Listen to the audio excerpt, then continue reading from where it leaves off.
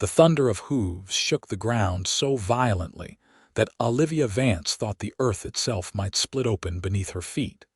And in that terrifying moment when 2,000 pounds of wild cattle bore down on her with death gleaming in their rolling eyes, she knew her journey west had been a fatal mistake. Dust rose in choking clouds around her as she stumbled backward, her boot catching on a rock hidden in the tall prairie grass.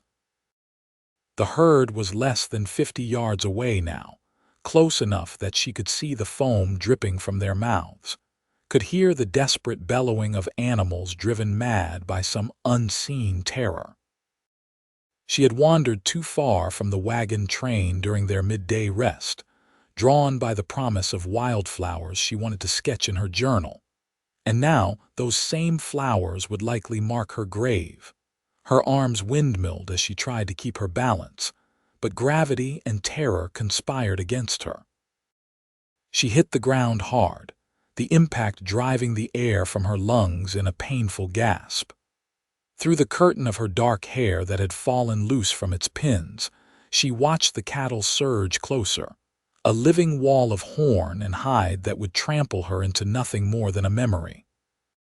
Then a different sound cut through the chaos, a sharp whistle followed by the pounding of a single horse racing toward her from the side.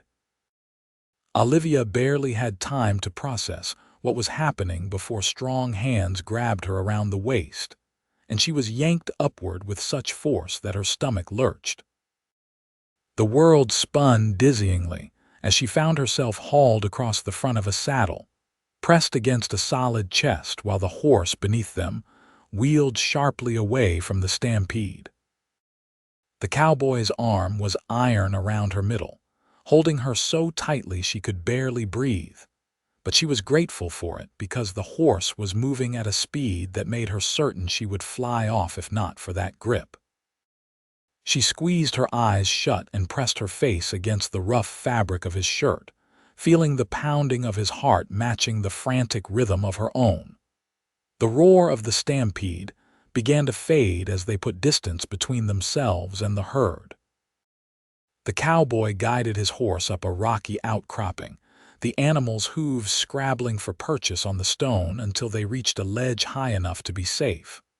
Only then did he rein in, bringing them to a shuddering stop. For a long moment, neither of them moved. Olivia could feel the rise and fall of his chest as he caught his breath, could smell leather and sage and sweat and horse. Her hands were clutched in the front of his shirt, and she realized with embarrassment that she was shaking so hard her teeth were chattering. "You can open your eyes now," he said, and his voice was deeper than she expected, rough like gravel but not unkind. "You're safe." Olivia forced herself to look up and found herself staring into the most striking pair of gray eyes she had ever seen. They were the color of storm clouds, set in a face weathered by sun and wind, with strong features that might have been carved from the same granite as the outcropping they stood upon. A dark beard shadowed his jaw, and beneath the brim of his hat she could see brown hair that curled slightly at his collar. She started, then had to stop and swallow hard. Her throat was thick with dust and fear. "Thank you. I thought I was going to die." "You would have," he said bluntly, though his eyes softened as he said it. "What in God's name were you doing out there alone?" "I was with the wagon train," Olivia managed, gesturing vaguely toward the south. "We stopped for the midday meal and I just wanted to walk a bit to stretch my legs." "I did not realize I had gone so far." The cowboy's jaw tightened and he looked away, scanning the horizon where the dust from the Stampede was finally beginning to settle. That herd came out of nowhere. Something spooked them bad. Could have been a rattler, could have been a cougar, could have been thunder. Doesn't matter much when they're running like that. He shifted in the saddle and Olivia became acutely aware that she was still pressed against him, still held in the circle of his arm. Heat flooded her cheeks and she tried to pull away, but there was nowhere to go without falling off the horse entirely.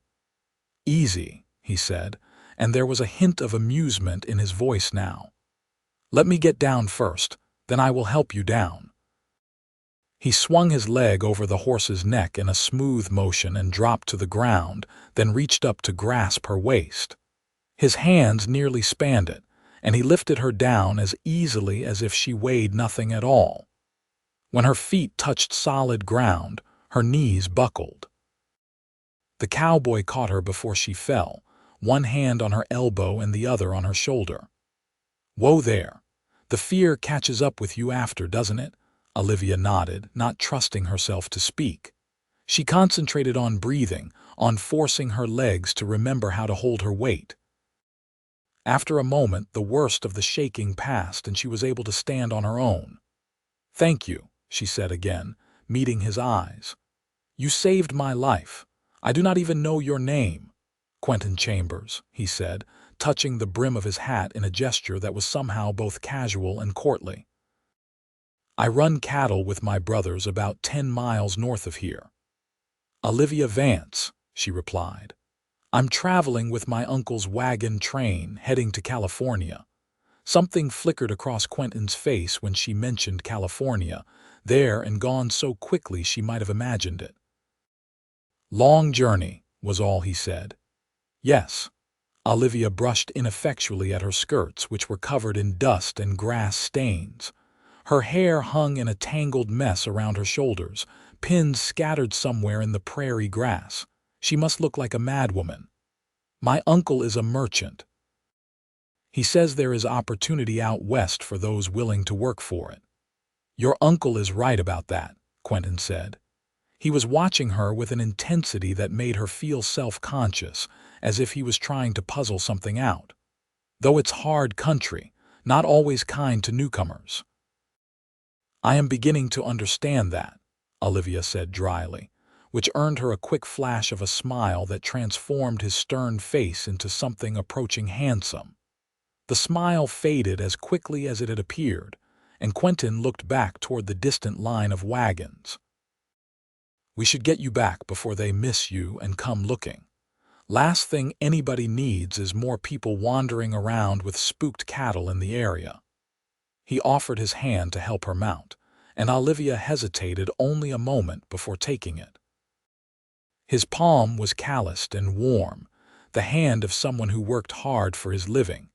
He helped her up into the saddle, then swung up behind her in one fluid motion.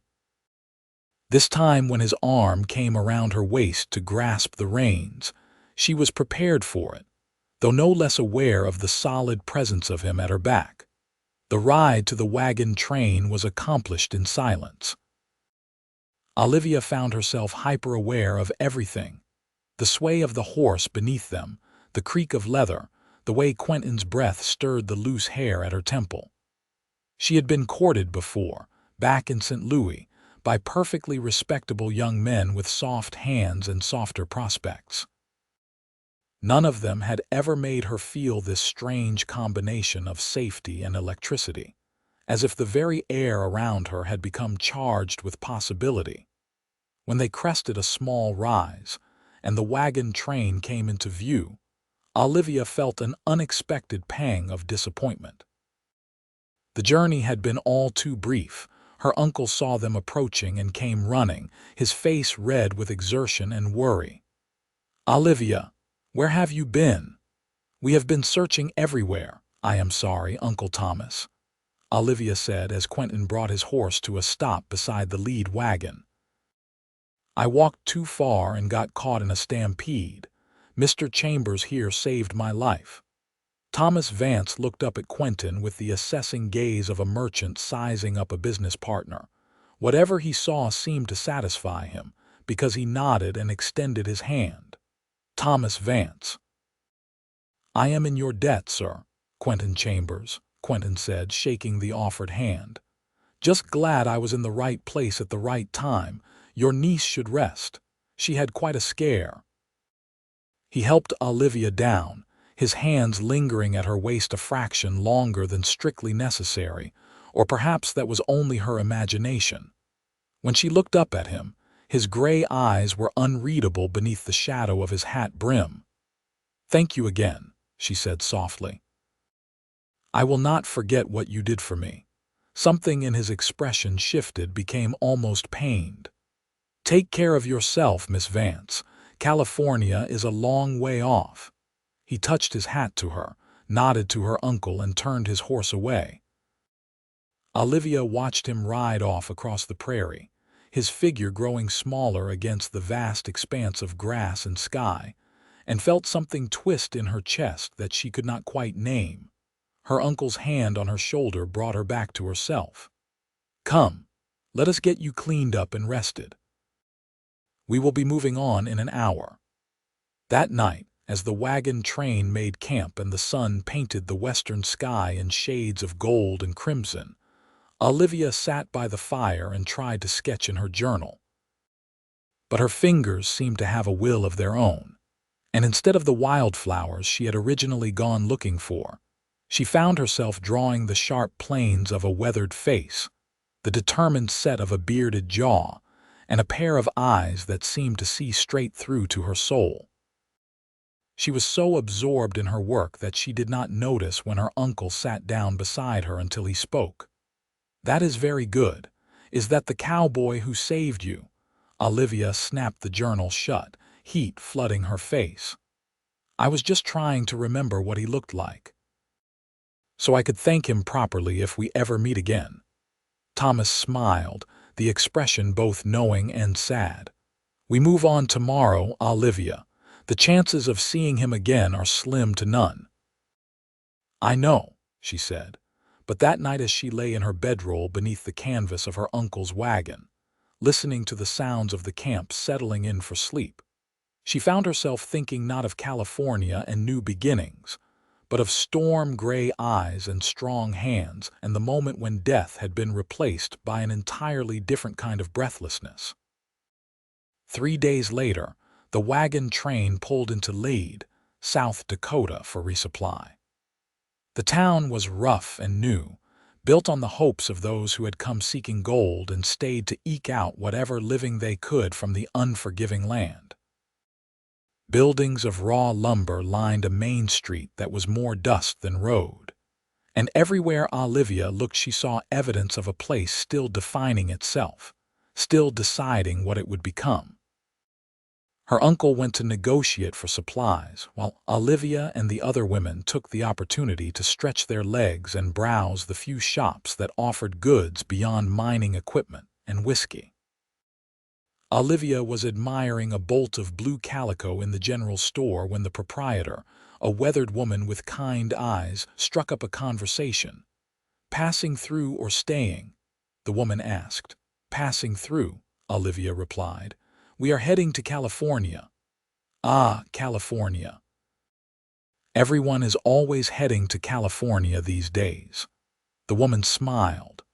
"Though some find what they are looking for right here in Dakota territory, never can tell where life will take you." Olivia was about to respond when the door of the shop opened and a familiar figure stepped inside. Her heart gave a startled leap in her chest as Quentin Chambers removed his hat and nodded to the proprietor. "Afternoon, Mrs. Sullivan. I am here to pick up that order my brother placed last week." "Of course, Mr. Chambers. Let me go check if it has all come in." Mrs. Sullivan disappeared into the back room, leaving Olivia and Quentin staring at each other across the length of the shop. "Miss Vance," Quentin said, and there was surprise and something else in his voice, something that made her pulse quicken. "I did not expect to see you again." "Nor I you," Olivia admitted. "We are resupplying before continuing west." He moved closer, his hat turning slowly in his hands. "How are you? No lasting effects from your scare the other day?" "None, thanks to you." She found herself smiling. "Though I have been looking over my shoulder whenever I hear hoofbeats." That earned her another of those quick, transforming smiles. "Smart. This country demands respect." They lapsed into silence, but it was not uncomfortable. Olivia found herself noticing details she had been too frightened to register before. The way his dark hair curled against his collar, the calluses on his long fingers, the small scar that cut through his left eyebrow. He was tall, she realized, having to tilt her head back to meet his eyes.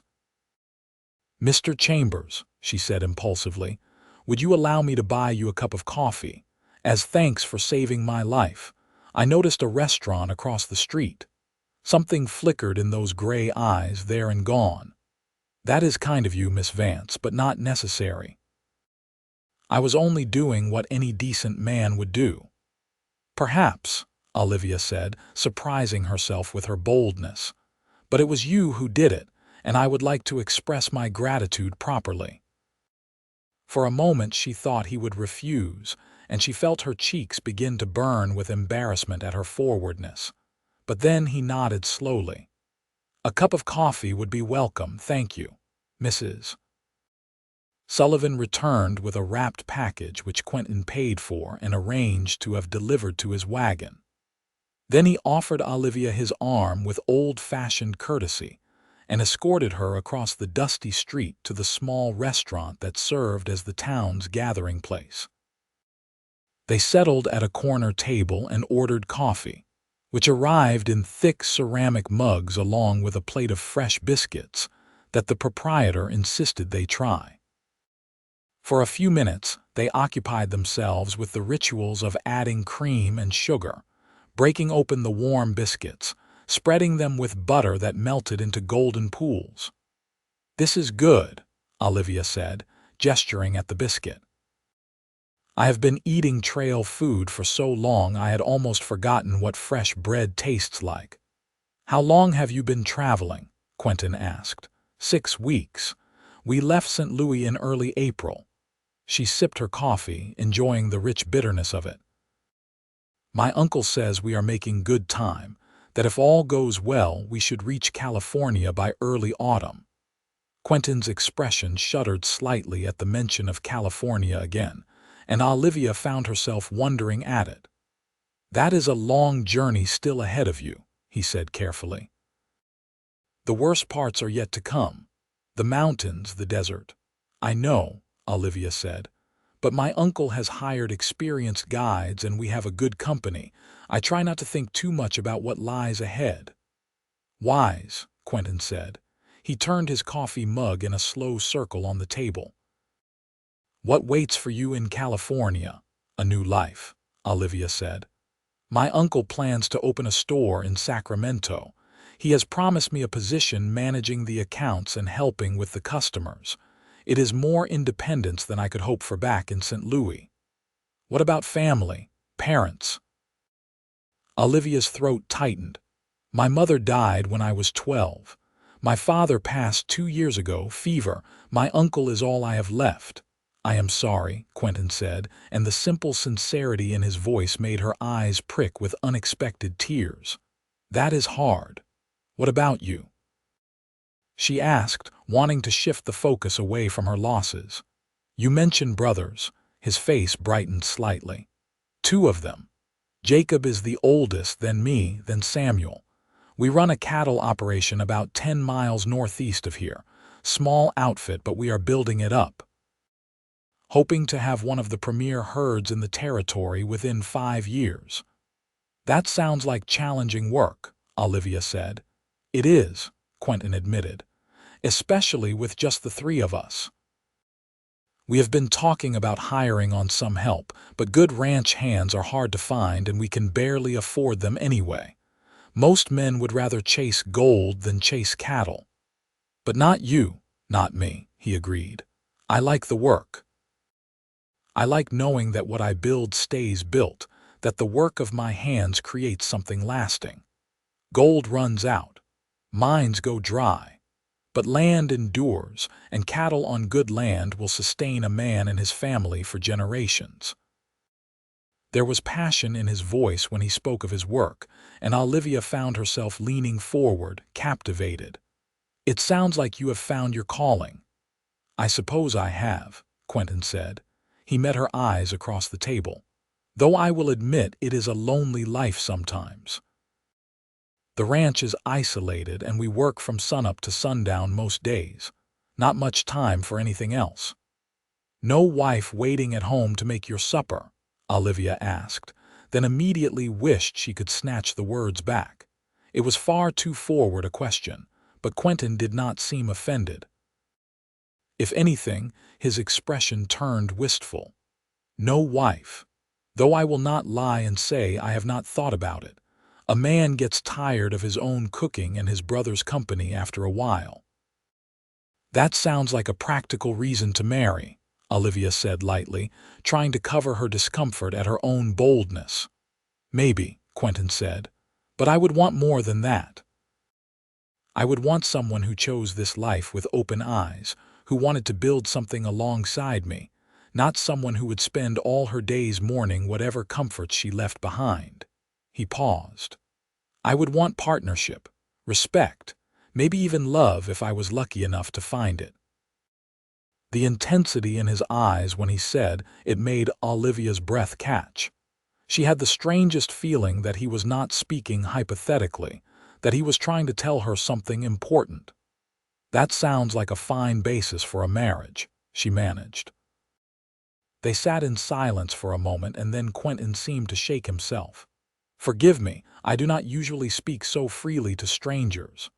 We are not exactly strangers, Olivia pointed out.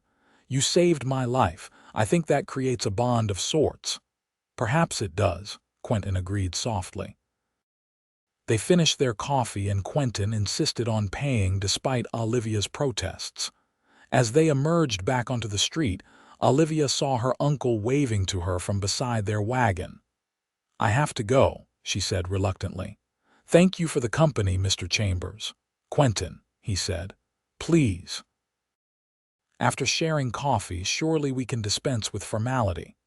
Quentin, she repeated, liking the way his name felt in her mouth. Then you must call me Olivia. Olivia, he said, and the way he said it, soft and deliberate, made her shiver despite the warmth of the afternoon. Safe travels. I hope California is everything you are hoping for. There was something final in the way he said it, as if he was saying goodbye to more than just a brief acquaintance. Olivia felt that strange twist in her chest again, sharper this time. Thank you, she managed, for everything. She forced herself to walk away, to join her uncle at the wagon, but she could not resist looking back. Quentin was still standing where she had left him, watching her with an expression she could not read. When he saw her looking, he raised his hand in farewell, then turned and walked away down the dusty street. That night, the wagon train camped just outside Lead. Olivia helped prepare the evening meal and tried to concentrate on the conversations around her, but her mind kept wandering back to gray eyes and calloused hands, and the way Quentin had said her name, as if it was something precious. She was scraping plates into the fire when her uncle approached.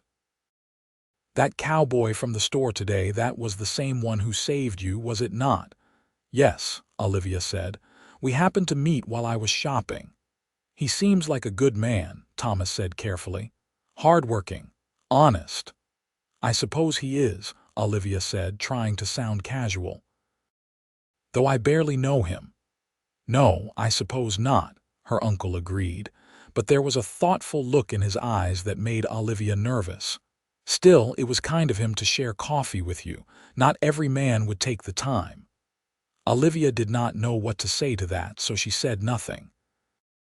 But later, lying in her bedroll and staring up at the canvas roof of the wagon, she found herself thinking about what Quentin had said about wanting partnership and respect and love.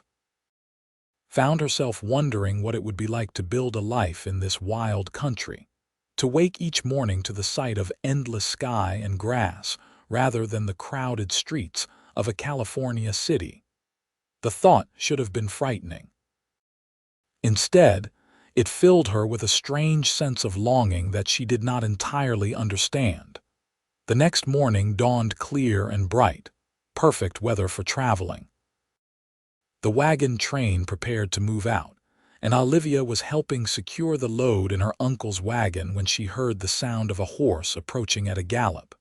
She looked up to see Quentin riding hard toward the camp, and her heart began to pound. Something was wrong. She could see it in the set of his shoulders, in the way he pushed his horse. He pulled up in a cloud of dust and called out for her uncle. Thomas emerged from behind the wagon, concern written on his features. "Mr. Vance," Quentin said without preamble, "I need to speak with you." "And with your niece." Olivia joined them, wiping her dusty hands on her apron. "What is it? What has happened?" Quentin dismounted, his gray eyes moving between Thomas and Olivia. "Last night I could not sleep. Kept thinking about what you said about going to California, about making a new life there." "Yes," Thomas said slowly, "and I realized something," Quentin continued. He looked directly at Olivia now. "I have been praying for 3 years for an answer. For a sign of what I was supposed to do with my life, how to make the ranch into the home I dreamed it could be. I asked God to send me someone who could share that dream, who could help me build something lasting. And then you walked into my path, Olivia Vance, at the exact moment you needed saving. And again yesterday in the store, and I think maybe that was not coincidence." Olivia's breath caught. "What are you saying?" "I am saying that I would like to court you," Quentin said bluntly. "Properly, with your uncle's permission. I am saying that I think you might be the answer I have been praying for, and that maybe, just maybe, I might be what you have been looking for too, even if you did not know you were looking." The words hung in the air between them, shocking in their directness. Olivia felt as if the ground had shifted beneath her feet, as if everything she thought she knew about her future had suddenly become uncertain. "Mr. Chambers," Thomas began, but Quentin held up a hand. "I know this is sudden. I know I have no right to ask this when we barely know each other. But I also know that opportunities like this do not come along often, and that sometimes you have to take a risk on something that feels right even if it does not make logical sense." He looked at Olivia. "I felt something when I pulled you onto my horse. When I held you safe while we rode away from that stampede, and I think you felt it too. Am I wrong?" Olivia's mouth was dry. She was aware of her uncle watching her, of the other members of the wagon train starting to gather around, drawn by the commotion. But all she could really see was Quentin, standing there with his heart in his eyes, offering her something she had not even known she wanted. "You are not wrong," she whispered. "Then give me a chance," Quentin said. "Stay here and lead. Let me court you properly. Let us see if this feeling between us is real or just the heat of the moment. If it does not work out, I will personally escort you to California. You have my word on that, but if it does work out—" He trailed off, but the possibilities hung unspoken between them. Thomas cleared his throat. "This is highly irregular, Mr. Chambers. I am responsible for my niece's welfare and her reputation. I cannot simply leave her here with a stranger." "I am not asking you to," Quentin said quickly. "There is a boarding house in town run by a widow named Mrs. Patterson, very respectable. Olivia could stay there while we court, everything above board and proper, and if she decides I am not what she wants, I will see her safely to you in California. You have my word as a gentleman." "I do not know," Thomas said slowly. He looked at Olivia. "What do you want, child? This is your life we are discussing." What did she want? Olivia had thought she knew. She had spent months preparing for a new life in California, had made her peace with leaving everything familiar behind. But now, looking at Quentin's face, at the hope and determination and barely concealed fear in his eyes, she realized that California had never been her dream. It had been her uncle's dream, and she had been going along with it because she had no better alternative. But now she did. "I want to stay," she heard herself say. "I want to give this a chance." Relief washed over Quentin's face so completely that he actually swayed slightly on his feet. Thomas, however, looked troubled. "Olivia, are you certain? You would be giving up a sure thing for a gamble. What if it does not work out? What if Mr. Chambers here is not what he seems?" Then I will have learned something valuable, Olivia said. Uncle Thomas, you have given me so much. You took me in when I had nowhere else to go, gave me a purpose and a future. But this feels right in a way California never did. Please, trust me to know my own heart. Thomas studied her for a long moment, then sighed. You are so much like your mother. She followed her heart too, ran off with your father against her family's wishes. They were happy, though. Very happy, right up until the end. He looked at Quentin. You had better treat her well, Mr. Chambers. I may be going to California, but I have friends throughout the territory, and they will hear of it if you mistreat her. You have my word that I will honor and protect her, Quentin said solemnly. I would not have asked this if I was not serious about my intentions, and so it was decided. The wagon train delayed its departure by half a day while Olivia gathered her belongings and said her farewells. Some of the other women looked at her with envy, others with concern, but most seemed to understand that sometimes opportunities came in unexpected packages. When everything was ready, and her trunk sat in the back of Quentin's wagon, Olivia embraced her uncle one final time. Thank you, she whispered against his shoulder, for everything, for taking me in, for giving me a chance, for letting me make my own choices. Write to me, Thomas said gruffly. Let me know how you fare, and if you need me, if anything goes wrong, you send word and I will come back for you. That is a promise. I will, Olivia said. I love you, Uncle Thomas. I love you too, child. He pulled back and looked at her, his eyes suspiciously bright. Be happy. That is all I ask. Then the wagon train was pulling out, moving west in a cloud of dust and creaking wheels, and Olivia stood beside Quentin watching it go until it disappeared over the horizon. Only then did the magnitude of what she had just done truly hit her. She had just given up everything familiar for a man she barely knew, in a country that had already tried to kill her once. She had bet her entire future on a feeling, on a connection she could not explain or justify with logic. Having second thoughts? Quentin asked quietly. Olivia turned to look at him. He was watching her with those storm-gray eyes, and she saw her own uncertainty reflected there, mixed with hope and determination and something else that made her heart skip. Terrified thoughts, she admitted, but not second thoughts, not yet. Quentin's face relaxed into a smile, and he offered her his hand. Then let me introduce you to Mrs. Patterson and get you settled. Then, if you are not too tired, perhaps you would let me take you to see the ranch tomorrow. I would like you to understand what you might be getting yourself into. Olivia placed her hand in his, feeling the now familiar warmth and strength of his grip. I would like that very much. Mrs. Patterson's boarding house turned out to be a neat two-story building with lace curtains in the windows and a flower garden struggling valiantly against the harsh climate. Mrs. Patterson herself was a round woman with sharp eyes and a no-nonsense manner that Olivia liked immediately. So you are the young woman Quentin Chambers is courting, she said, looking Olivia up and down with an assessing gaze. Well, you look like you have more sense than to be taken in by a pretty face and smooth words, which is good because Quentin has neither. I am standing right here, Mrs. Patterson, Quentin said, but there was affection in his voice. I know you are, boy. Someone needs to keep you humble. She turned back to Olivia. I have a nice room on the second floor, faces east so you will get morning sun. Meals are served 3 times daily in the dining room, and I expect respectful behavior and no nonsense. You pay your rent on time and keep your room tidy, we will get along fine. Understood? Yes, madam, Olivia said. Good. Mrs. Patterson's stern expression softened slightly.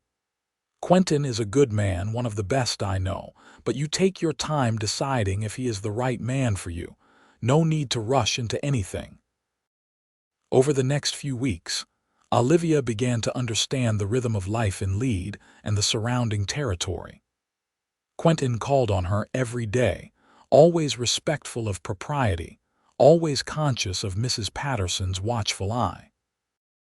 They took walks along the creek that ran through town, shared meals at the restaurant, and talked about everything and nothing. Olivia learned that Quentin's parents had died of cholera when he was 19, leaving him to raise his younger brother Samuel, who had only been 12 at the time.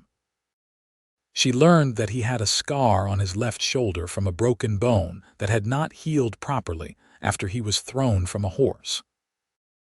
She learned that he could not carry a tune to save his life but loved music anyway, and that his favorite time of day was early morning when the world was still quiet and full of possibility.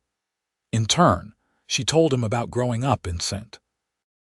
Louis, about her mother's love of painting and how Olivia had inherited her artistic eye if not her technical skill. She told him about her father's bookshop, about the smell of old paper and leather bindings, and how she still missed it. She told him about the loneliness of the past 2 years, living in her uncle's house and feeling like a burden despite his kindness. "You are not a burden," Quentin said fiercely when she confessed this.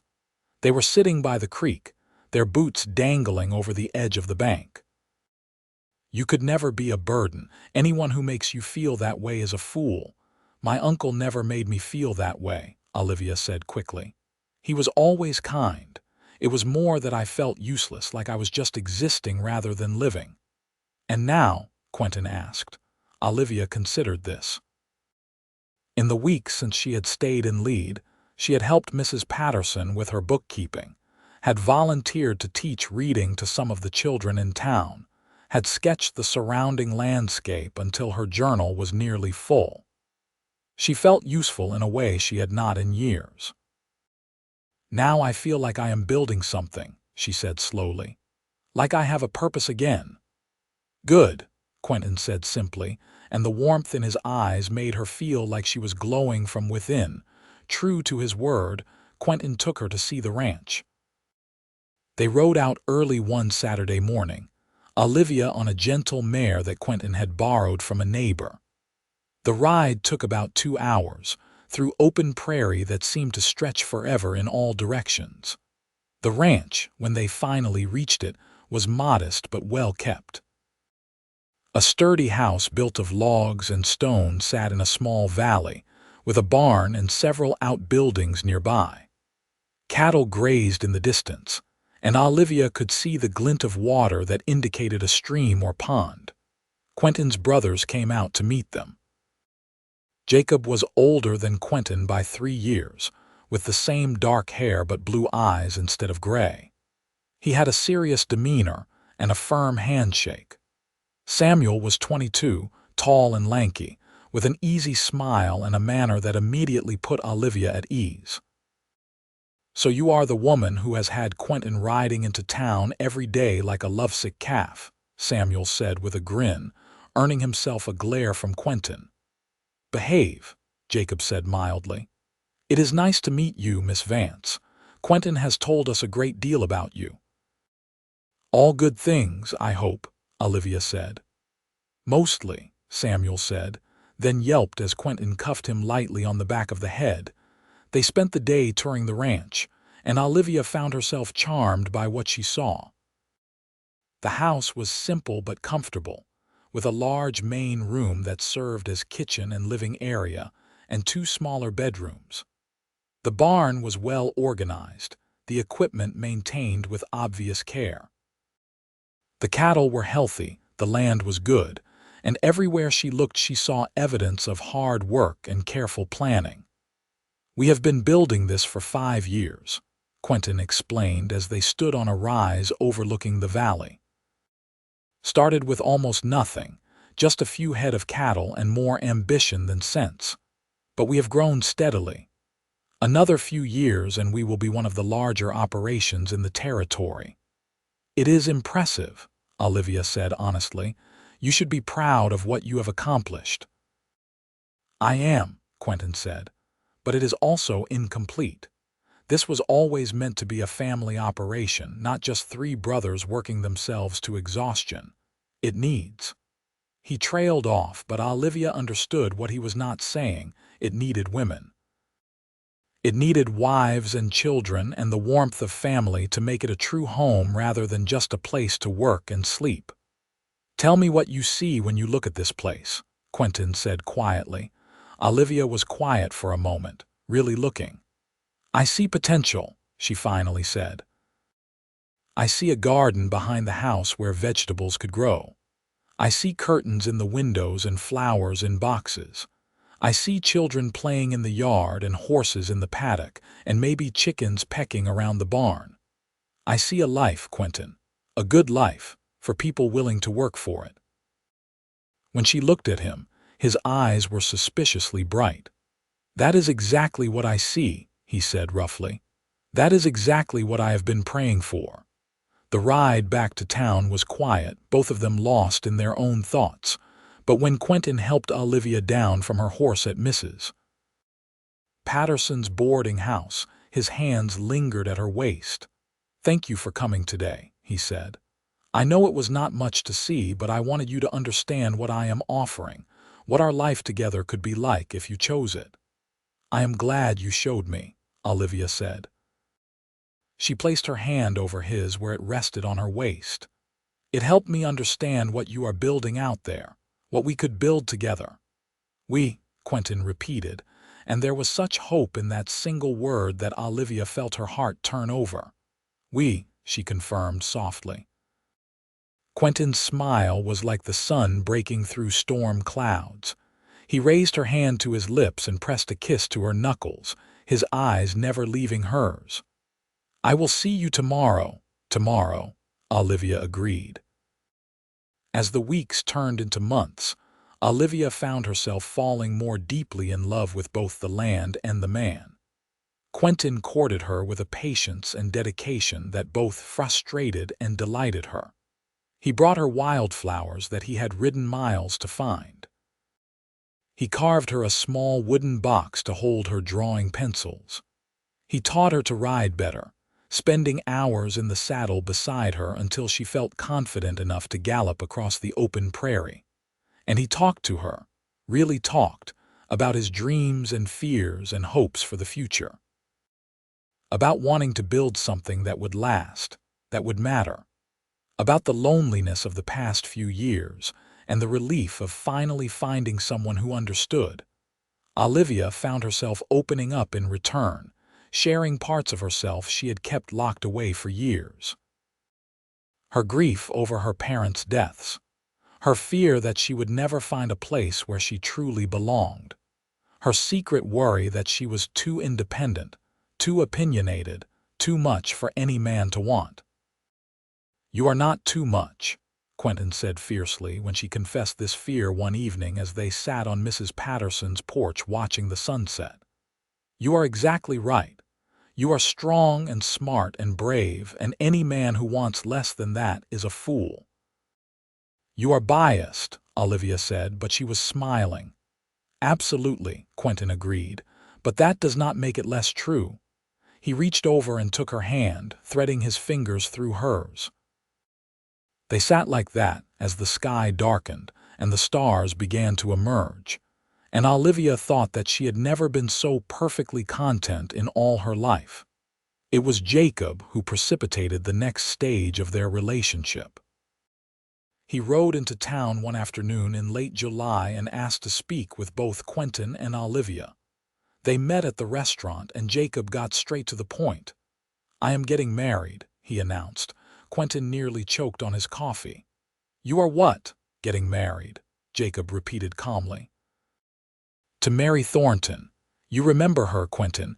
We met her at the church social last month."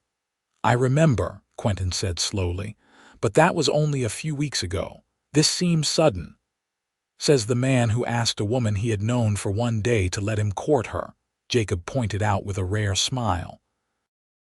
"Mary and I have been corresponding for months. She lives in Denver and has been wanting to come to Dakota territory. The timing just worked out." "Congratulations," Olivia said warmly.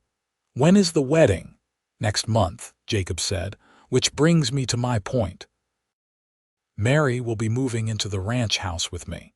Samuel has already agreed to move into one of the outbuildings that we will fix up for him. But Quentin, he looked at his brother meaningfully. Quentin's jaw tightened and he stared down at his coffee cup. What Jacob is not saying, Quentin said quietly, is that once he marries, it would not be proper for me to continue living in the house. Not with a newly married couple. I will move into the other outbuilding or build something new. Or you could marry and have your own wife to share the space with, Jacob said bluntly. Quentin, you have been courting Miss Vance for nearly 3 months now. Everyone in town knows you are in love with her. The question is, what are you going to do about it? Olivia felt her cheeks heat. To hear it stated so baldly in public was both embarrassing and thrilling. She looked at Quentin and saw that his face had gone red as well. That is between Olivia and me, Quentin said stiffly. Fair enough, Jacob said. I am not trying to rush you, brother. I just want you to know that if you are waiting for the right time or for things to be perfect, you will wait forever. Sometimes you have to make your own right time. After Jacob left, Quentin and Olivia sat in silence for several minutes. Finally, Quentin spoke. He is not wrong, he said quietly. About me loving you, I do. I have for a while now. I just did not know how to say it or when. Olivia's heart was pounding so hard she was certain he must be able to hear it. I love you too, she whispered. I have been waiting for you to say it first. Quentin's head came up, his gray eyes searching her face. You do? Yes, Olivia said. I think I have loved you since the moment you pulled me onto your horse and rode me away from that stampede. Or maybe since you said my name in that way you have, like it matters. Like I matter. You do matter, Quentin said intensely. He reached across the table and took both her hands in his. You matter more than anything. Olivia, I know we have not known each other long by conventional standards, but I feel like I have known you forever. Like I was waiting for you my whole life without realizing it. You are everything I prayed for and things I did not even know I wanted. You are smart and brave and kind, and you see beauty in this harsh country instead of just hardship. You make me want to be better, to build something worthy of you. Tears were streaming down Olivia's face, but she was smiling. That is the most words I have ever heard you string together at once. Quentin laughed shakily. I have been practicing that speech in my head for weeks. It was a very good speech, Olivia said. Good, Quentin said. Because I am about to make it even longer. He took a deep breath. Olivia Vance, will you marry me? Will you take a chance on a stubborn cowboy with more dreams than money and help me build a life in this wild country? Will you be my partner and my love today and every day for the rest of our lives? The answer rose from somewhere deep in Olivia's soul, certain and clear and right. Yes, she said. Yes, I will marry you. Quentin was out of his chair and around the table before she could draw another breath, pulling her to her feet and into his arms. He held her tightly, his face buried in her hair, and she felt him trembling. Thank you, he whispered against her temple. Thank you for staying. Thank you for taking a chance on me. I will spend the rest of my life making sure you never regret it. I know, Olivia said, wrapping her arms around his waist and holding on just as tightly. I already know. The wedding was held on a bright August morning in the small church in Lead. Mrs.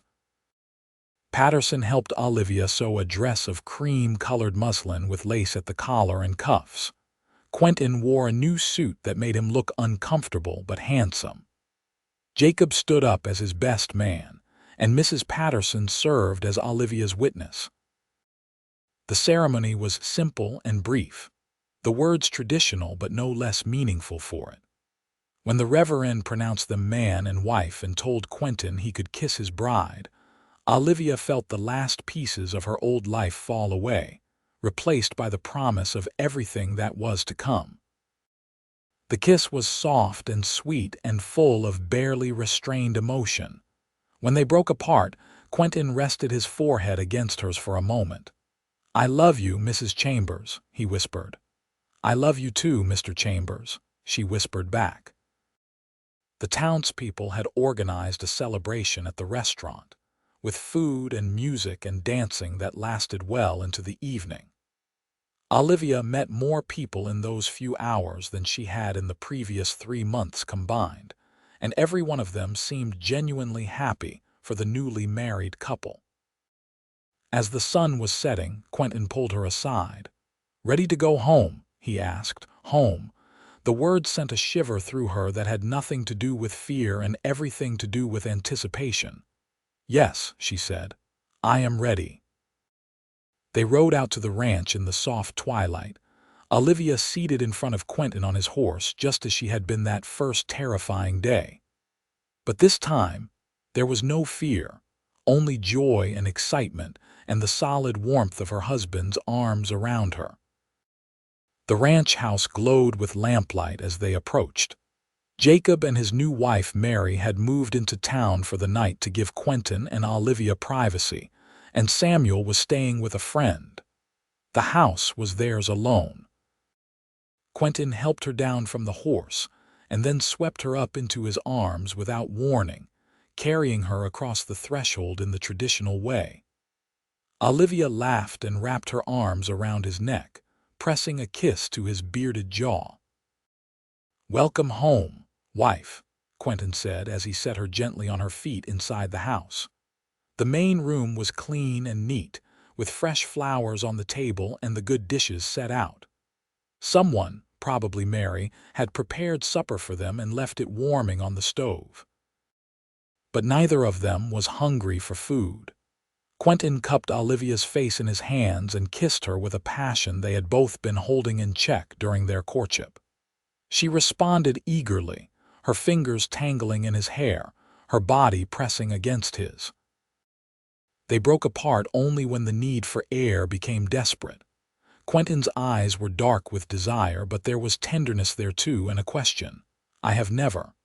Olivia started, then stopped, embarrassed. "I know," Quentin said gently. "Neither have I. We will figure it out together. No rush, no expectations. Just you and me." He took her hand and led her to the bedroom he had prepared for them. More flowers graced the small table beside the bed, and the quilts had been turned down invitingly. Moonlight streamed through the window, silvering everything it touched. What followed was tender and awkward and perfect in the way that first times often are. They learned each other slowly, with whispered words and gentle touches, with laughter when things did not work quite right, and with wonder when they did. And when it was over and they lay tangled together in the narrow bed, Olivia felt more complete than she had since before her parents died. "Are you happy?" Quentin asked, his fingers tracing lazy patterns on her bare shoulder. "Deliriously," Olivia said. She tilted her head back to look at him. "Are you?" "More than I have words for," Quentin said. He pressed a kiss to her forehead. "I prayed for years for a sign of what I was supposed to do with my life. And then God sent me you in the most dramatic way possible. You are the answer to every prayer I did not know how to voice." "And you are mine," Olivia said softly. "I did not know what I was looking for until I found it in your arms." They fell asleep like that, wrapped around each other, and Olivia dreamed of children playing in the yard and flowers blooming despite the harsh climate, and a future stretching out before them full of promise and possibility. The early days of their marriage were an adjustment.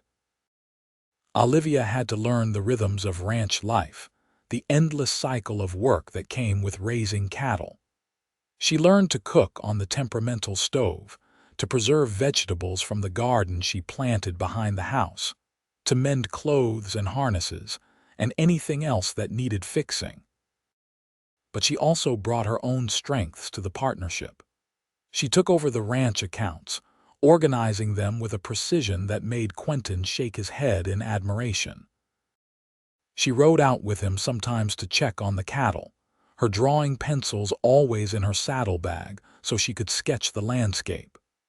She taught Samuel to read better than the rough frontier schooling he had received, and helped Jacob's wife, Mary, adjust to life in the territory. Mary herself was a godsend. She was a few years older than Olivia, practical and kind, with a dry sense of humor that helped lighten the hard work of frontier life. The two women became fast friends, and having another woman on the ranch made everything easier. The first winter was hard. The snows came early and deep, and there were days when Olivia could not see more than a few feet beyond the windows. The men worked brutal hours trying to keep the cattle alive, coming in each night exhausted and frost-bitten. Olivia and Mary kept the fires burning and hot food ready, and tried not to think about what would happen if they lost too many animals. They lost some, but not as many as they had feared.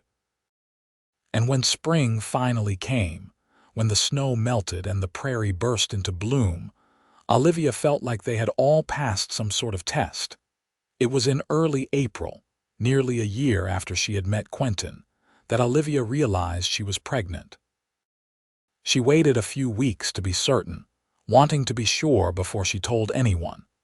But when her suspicions were confirmed by the doctor and lead, she could barely contain her excitement.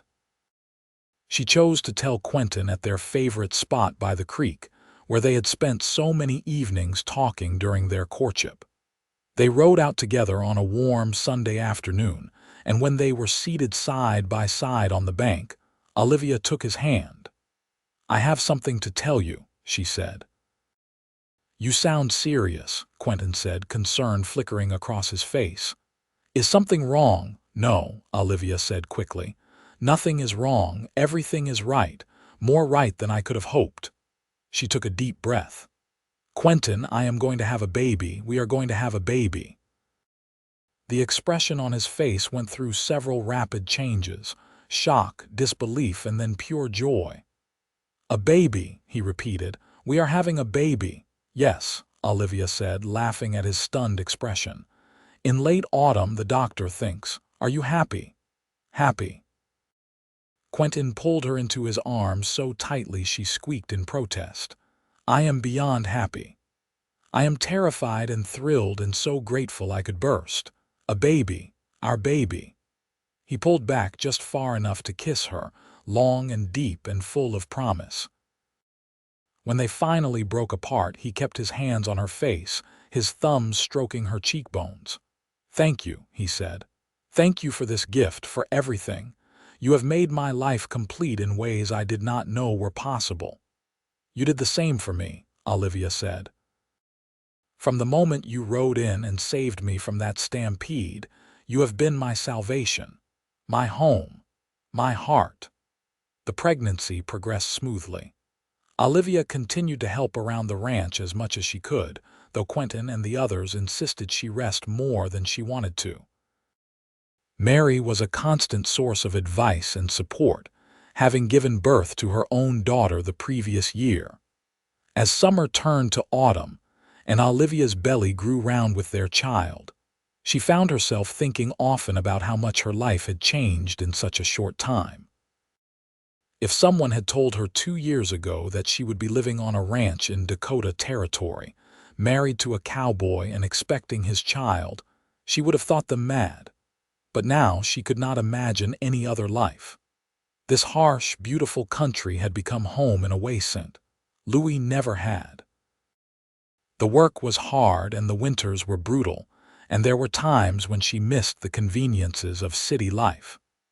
But there was also a freedom here, a sense of building something meaningful with her own hands that she had never experienced before. The baby came on a cold November night, arriving 3 weeks earlier than expected. Quentin rode like fury to fetch the midwife from town while Mary stayed with Olivia, coaching her through the contractions and keeping her calm. The labor was long and difficult, lasting well into the next day. Quentin paced the main room like a caged animal, driving Jacob and Samuel to distraction with his anxiety. But finally, just as the sun was setting on the second day, a thin wail pierced the air. The midwife emerged from the bedroom with a tired smile. "You have a son, Mr. Chambers. A big, healthy boy. And your wife is doing fine, though she will need rest." Quentin did not wait for permission. He pushed past the midwife into the bedroom, where Olivia lay propped against pillows, her hair damp with sweat and her face pale with exhaustion. But she was smiling as she looked down at the tiny bundle in her arms. "Come meet your son," she said softly as Quentin approached. He sank down on the edge of the bed, his hands shaking as he reached out to touch the baby's downy head. The infant was red-faced and wrinkled, with a shock of dark hair and his eyes squeezed shut. But to Quentin, he was the most beautiful thing he had ever seen. "He is perfect," Quentin breathed. "You are perfect. I love you both so much." "I love you too," Olivia said. She shifted the baby slightly. "Would you like to hold him?" Quentin nodded, not trusting himself to speak. Olivia placed the baby carefully in his arms, and the infant made a small sound of protest at being moved. But he settled quickly against Quentin's chest, and Quentin felt his heart expand to contain this new, overwhelming love. "What should we name him?" Olivia asked. They had discussed names throughout the pregnancy, but had never quite settled on anything. Now, looking down at his son, Quentin knew exactly what he wanted to call him. "Thomas," he said. "After your uncle, if that is all right with you. Thomas Jacob Chambers." Olivia's eyes filled with tears. "That is perfect. Uncle Thomas would be so honored." Little Thomas thrived despite arriving early. He was a hungry baby with a powerful set of lungs, keeping them up at all hours of the night. But Olivia and Quentin were so besotted with him that they barely minded the exhaustion. Olivia wrote to her uncle announcing the birth, and received a reply 6 weeks later expressing his joy and congratulations. He sent gifts for the baby and a letter for Olivia that made her cry with happiness. He was doing well in Sacramento, he wrote, and his business was thriving. But he missed her and hoped that one day they would be able to visit. As Thomas grew from infant to toddler, the ranch continued to prosper. Word of the Chambers brothers' operation spread, and they began to get contracts to supply beef to the mining camps and growing towns throughout the territory. Money was still tight, but they were making progress, building equity and reputation. When Thomas was 2, Mary gave birth to a second daughter, and Olivia found herself pregnant again. This time the pregnancy was easier, and in the spring of 1878, she delivered a daughter they named Grace Catherine. Grace was smaller and quieter than her brother had been, with her mother's dark hair and her father's gray eyes. Watching Quentin with their children never failed to make Olivia's heart swell. He was patient and gentle, teaching Thomas to ride almost as soon as the boy could walk, showing him how to care for the horses and cattle.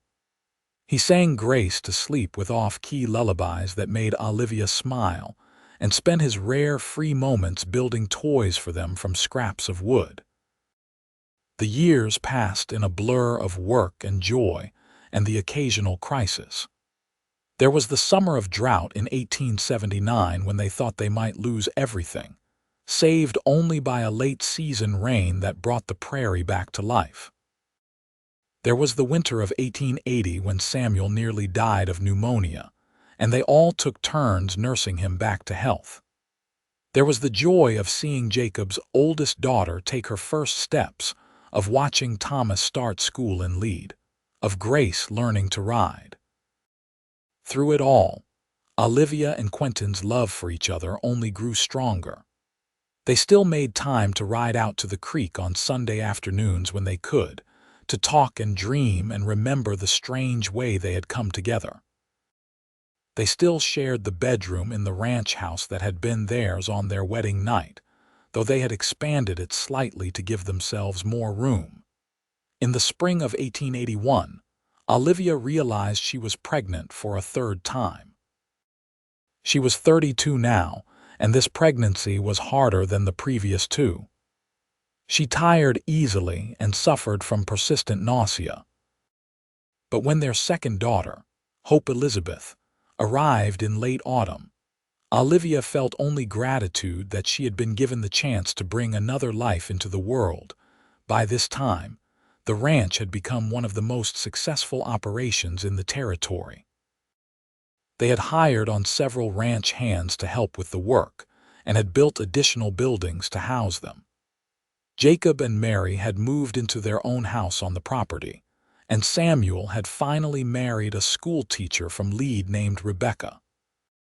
The original dream that Quentin had shared with Olivia on their first day at the ranch had come true.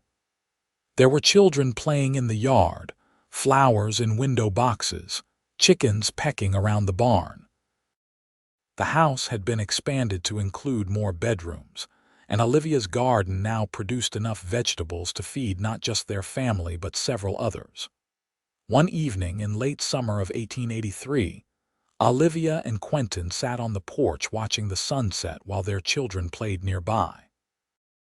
Thomas was 7 now, a sturdy boy with his father's serious nature and his mother's curious mind. Grace was 5, all wild dark hair and boundless energy. Hope was nearly 2, just beginning to form words and get into everything. "Do you ever think about what would have happened if you had kept going to California?" Quentin asked, his arm around Olivia's shoulders. "Sometimes," Olivia admitted, "but not with regret, more with wonder at how different my life would have been." "Better or worse?" Quentin asked. Olivia looked at their children, at the ranch spread out before them, at the man beside her who had been her salvation and her home.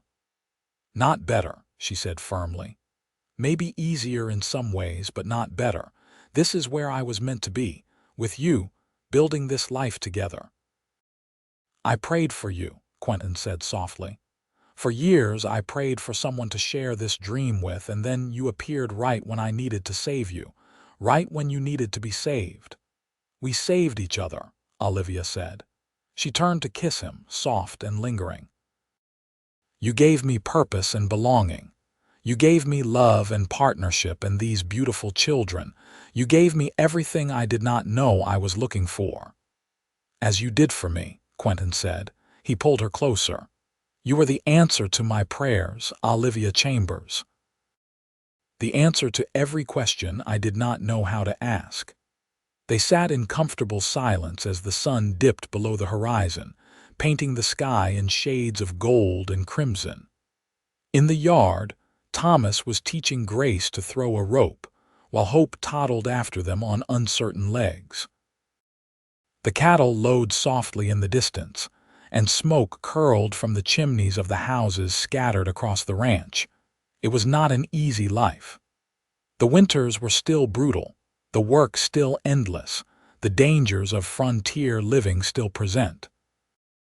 But it was a good life, built on love and trust and the willingness to take a chance on something that felt right even when it made no logical sense. Olivia thought back to that terrifying moment when she had stumbled in front of a stampede, certain she was about to die. She thought about the strong hands that had pulled her to safety, the gray eyes that had seen straight through to her soul, the voice that had promised she was safe. She had not known it then, but that moment had been the beginning of everything. The moment when her life had truly started, when all the pieces had finally fallen into place. "Thank you," she whispered against Quentin's shoulder, "for riding in when you did, for asking me to stay, for loving me enough to take a chance." "Thank you for staying," Quentin replied. "For seeing what this place could be. For choosing me and this life over the safety of what you knew." As the stars began to emerge in the darkening sky, they remained on the porch, wrapped in each other's arms, watching their children play and dreaming of the future still to come. There would be more children in the years ahead, more challenges and triumphs, more moments of perfect joy and terrible fear. But through it all, they would have each other. They would have the love that had grown from that first terrifying, exhilarating moment when a cowboy had ridden in to save a woman's life and found, instead, his reason for living. The ranch continued to grow and prosper over the next several years. By 1885, the Chambers operation was known throughout Dakota Territory for producing quality beef cattle and for treating their workers fairly. Quentin and his brothers had built something that would last, something that could be passed down to their children and grandchildren. Thomas showed a natural aptitude for ranching, often riding out with his father and uncles to learn the business from the ground up. Grace had inherited her mother's artistic eye and spent hours sketching the animals and landscape, her drawings becoming increasingly sophisticated as she grew. Hope was still young, but showed signs of having her father's patience and her mother's determination. In the spring of 1886, Olivia gave birth to their fourth and final child, another son they named Daniel Marcus. The pregnancy and delivery were difficult, and the doctor warned that another child could be dangerous for Olivia. But Daniel was healthy and happy, and completed their family in a way that felt perfect. That same year, Uncle Thomas made the journey from California to visit.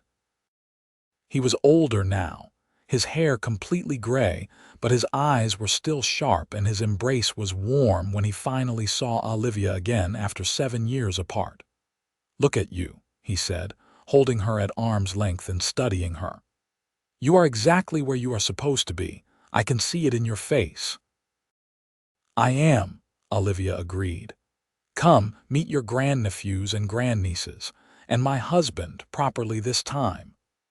The 2 weeks of Uncle Thomas's visit were filled with laughter and stories and the joy of reconnection.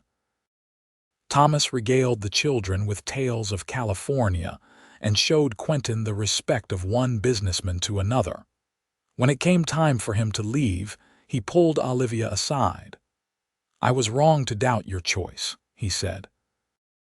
"I thought you were being reckless, throwing away security for a romantic notion. But you knew yourself better than I knew you. This life suits you in a way California never would have." "Thank you for letting me make that choice," Olivia said. "And thank you for everything you did for me after my parents died. I would not be here without you." "You would have found your way," Thomas said. "Women like you always do.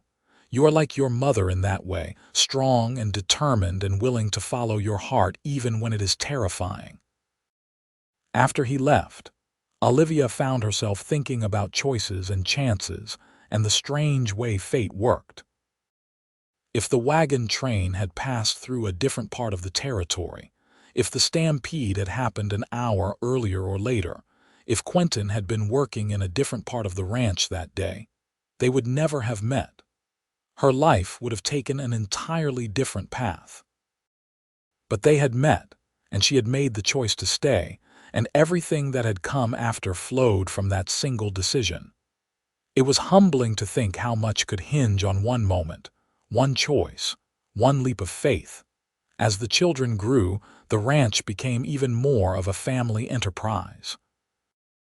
Thomas was 12 now and already showing signs of the man he would become, tall and serious and devoted to the land. Grace at 10 was still sketching everything around her, and Olivia had begun teaching her proper painting techniques. Hope at 7 was fearless on horseback, and Daniel at 3 was already toddling after his older siblings, determined to keep up.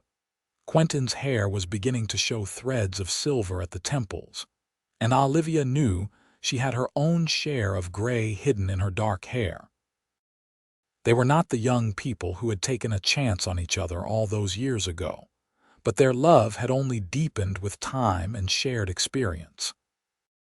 One evening in late autumn of 1888, as they prepared for bed, Quentin pulled Olivia close and pressed his forehead to hers in the gesture that had become their private language of affection. "You remember that day I rode into town looking for you?" he asked. "When I told you I thought you were the answer to my prayers. "Of course I remember," Olivia said.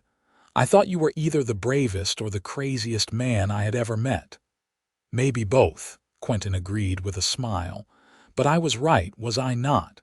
You were the answer to everything I had been praying for and things I had not even thought to pray for: partnership and love and family and home." "And you were mine," Olivia said. She reached up to touch his face, tracing the lines that time and weather had etched there. "My salvation and my home. The man who rode in and saved me, and then let me save him right back." They kissed, slow and sweet, the kiss of people who had learned each other's rhythms over years of sharing a life. When they pulled apart, Quentin kept his arms around her. "Thank you for staying," he whispered, as he had so many times over the years.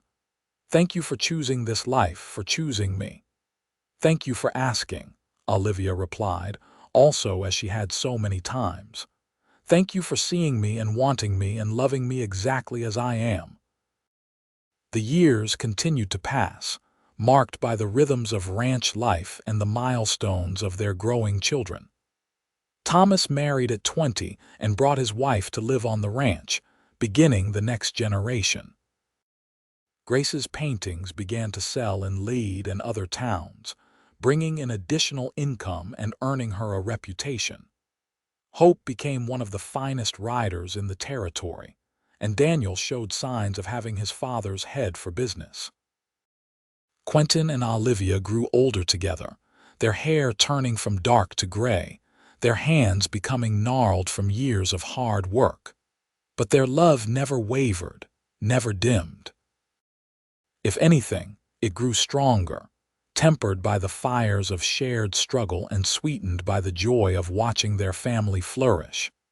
In the spring of 1895, on their 17th wedding anniversary, Quentin took Olivia back to the spot where she had nearly been trampled by the Stampede. The prairie was covered in wildflowers, the same wildflowers she had been seeking that fateful day. "You ever regret it?" he asked as they stood looking out over the endless grass. "Staying here instead of going to California, choosing a hard life on a ranch over the comforts of the city?" Olivia looked at him, at the man who had saved her life and then given her a reason to live it fully. She thought about their children and grandchildren, about the home they had built together, about the thousands of moments both mundane and extraordinary that had made up their years together. "Never," she said firmly. "Not for a single moment.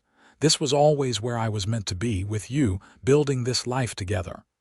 Quentin pulled her close and kissed her temple. "I love you, Olivia Chambers, today and every day for all the days we have left." "I love you too, Quentin Chambers," she replied. "My cowboy, my hero, my home." They stood there together as the sun climbed higher in the sky, two people who had taken a chance on love and built something lasting from that single act of faith. Around them, the prairie stretched endlessly, harsh and beautiful and full of promise, just as it had been on the day they met. And in the distance, if they listened carefully, they could hear the sound of their grandchildren playing in the yard of the ranch house. The next generation already putting down roots in the land their grandparents had claimed with hard work and love, and an unwavering belief in the possibility of building something that would endure. The story of how a cowboy had ridden in to save a woman from a stampede, and found instead the answer to every prayer he had ever prayed, became family legend, told and retold to children and grandchildren. But for Quentin and Olivia, it was simply the beginning of their life together, the moment when everything changed and nothing would ever be the same. They lived out the rest of their days on that ranch in Dakota territory, surrounded by family and friends, secure in the love they had built together. And when they were finally laid to rest side by side in the small cemetery outside Lead, their tombstone bore a simple inscription that told the whole story. Quentin and Olivia Chambers, partners in life and love together, they built a legacy, But the true legacy was not measured in land or cattle or buildings.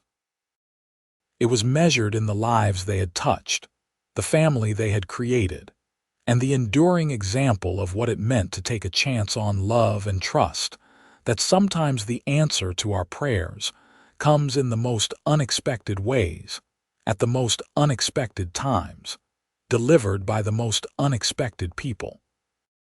And somewhere in heaven, if such things exist, a cowboy held his wife close and thanked God once more for that fateful day when he had ridden in to save a woman's life, and found instead his own salvation, his own home, his own heart made whole at last.